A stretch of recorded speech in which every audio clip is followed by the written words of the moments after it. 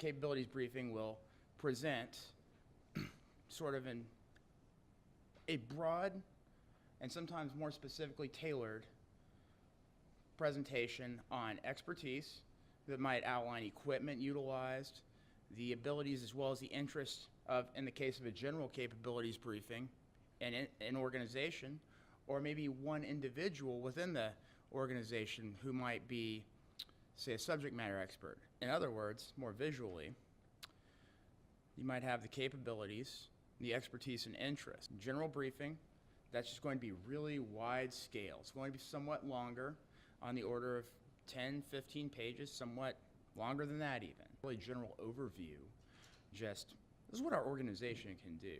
Then do the equivalent of circling the one area you wish to emphasize, and then go over that to see how that can be accomplished.